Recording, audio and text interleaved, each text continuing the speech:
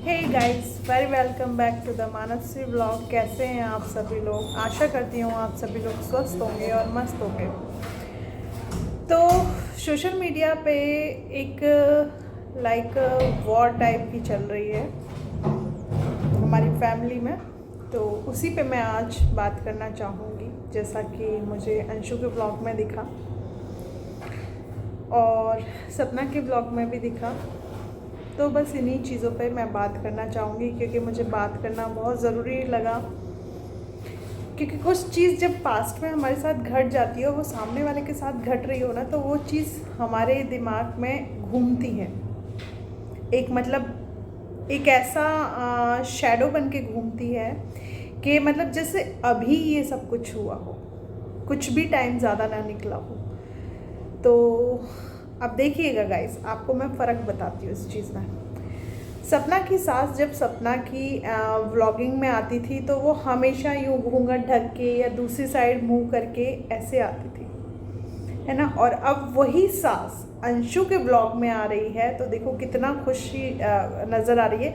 हालांकि मैं इस खुशी को देख के मैं ठीक है, संतुष्ट हूँ, खुश हूँ मैं भी कि कहीं भी कैसे भी खुश तो हुए।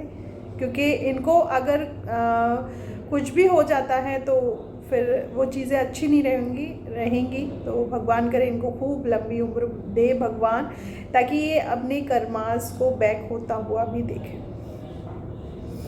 कोई बात नहीं, खुशी है, ठीक है। लेकिन और बहुत सारे लोग कह रहे हैं कि मतलब सपना ने ये किया, सपना ने वो किया। एक औरत, ठीक है, एक माँ के लिए उसके बच्चे बहुत इम्पोर्टेंट होते हैं। तो यहाँ माँ सपना की सास भी है, तो सपना भी एक माँ है, ठीक है। सपना की सास के 2 बच्चे जो भी हुए हैं भगवान को प्यारे हो गए। भगवान उनकी आत्मा को मतलब तरतील करे और संतुष्ट करे, खुशियाँ दे। तो उनके पास तो अब कुछ खोने के लिए रहा नहीं है। रही बात सपना के पास, उसके पास 2 बेटियां हैं और जो शिवपुरी वाले हैं वो इतने पैसे वाले भी नहीं हैं कि 2 बच्चियों को मतलब पढ़ा सकें, लिखा सकें, ठीक है। जो भी है उनकी जॉब है, थोड़ा बहुत खेत खलियान वगैरह हैं, तो खेतों से कितना पैसा आता है ये तो सभी को पता है। आजकल इतनी खेती रह नहीं गई है तो सभी लोग उठाते ही हैं। तो कितना 4 लाख 5 लाख इतना साल का आ जाता है। तो उससे ऐसा तो नहीं है कि आप किसी हायर स्कूल की फ़ीस को पे कर पाएंगे। रही बात सपना की, सपना को जब सोशल मीडिया से इतना सब कुछ मिल रहा है तो ले दे के उसके पास एक सोशल मीडिया है जो कि ठीक ठाक अर्निंग करता है। उसके लिए वो वीडियोस बनाती है, काम करती है, मेहनत करती है, एडिटिंग करती है और फिर उन्हें अपलोड करती है।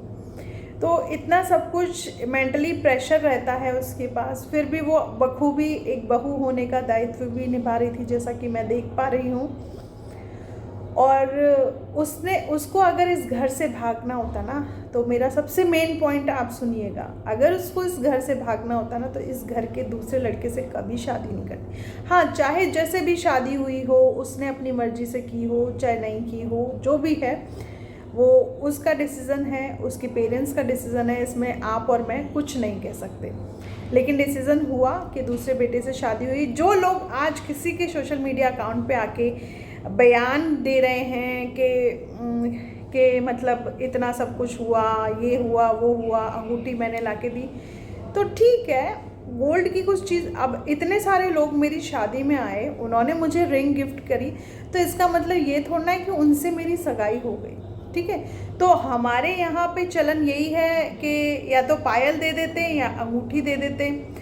तो ऐसा ही गिफ्ट दिया जाता है, मतलब किसी शादी पे या बर्थडे किसी में, जैसे मतलब सपना की बेटी आती है तो मैं भी उनको कुछ ऐसे ही गिफ्ट दूंगी, तो उसका मतलब ये थोड़ा है कि मेरी उनसे एंगेजमेंट हो गई।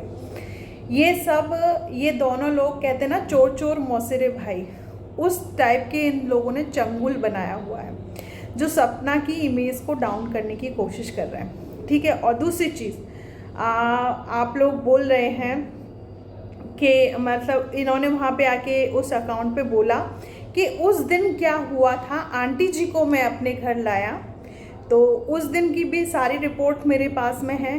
बाकायदा ये याद करें, उस दिन डेट नहीं याद आ रही मुझे, मैंने पुलिस को भेजा था इनके घर, ठीक है। पुलिस सब कुछ देख भाल के सब कुछ आई थी और उस दिन की मेरी कंप्लेंट भी दर्ज है। तो इस चीज़ को अगर आप लोग ज़्यादा मतलब हाईलाइट करेंगे तो मुझे भी इसके प्रूफ देने आते हैं, जबकि सपना को ये सब कुछ नहीं पता कि ये सब कुछ मैंने करवाया। लेकिन मेरे पास इस चीज़ का प्रूफ है कि उस दिन सपना के साथ क्या हुआ था। तो आप लोग नहीं बोले तो अच्छा रहेगा।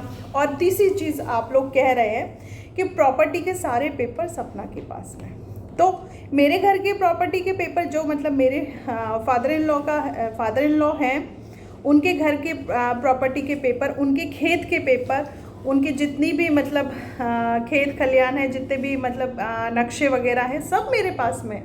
तो क्या वो मेरे हो गए? बताओ, तो क्या वो मेरे हो गए? पेपर्स देने से ये नहीं होता कि वो उसको दे दिया। मेन होता है आपका हस्तक्षेप, आपका मतलब वहाँ पे इन्वॉल्वमेंट। सपना का तो इन चीज़ों में कहीं इन्वॉल्वमेंट है नहीं। मतलब जिसका जो वहाँ पे रहता है, जो उस घर में रह रहा है या उस ज़मीन पे जिसका कब्ज़ा है, हाँ मेन मतलब यही लैंग्वेज है, जिसका कब्ज़ा है वो चीज़ उसी की है, ठीक है। जैसे कि मेरे ससुर के घर में मैं रहती हूँ, शुरू से मैं रह रही हूँ और अब भी मैं रह रही हूँ और आगे भी मैं रहूँगी।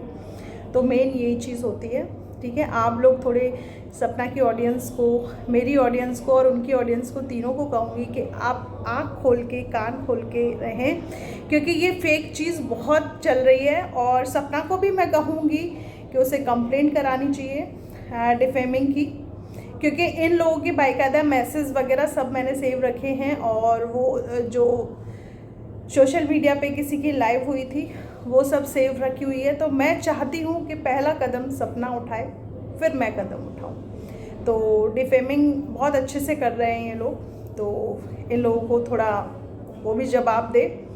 और दूसरी चीज़, आप इन लोगों ने क्या कही कि मतलब बूढ़े सास ससुर को नहीं देखते थे। बूढ़े सास ससुर उसके घर वाले आते थे तब खुश हो, मतलब एक मन दिखता है, एक मन होता है ना, वो इंसान का दिख जाता है कि किसी के प्रति मन है, किसी के प्रति मन नहीं है। जितना ये अब अपने मतलब परिवार वालों के साथ खुश दिख रही हैं, उतना कभी सपना और सपना की बेटियों के साथ खुश नहीं दिखे थे ये लोग।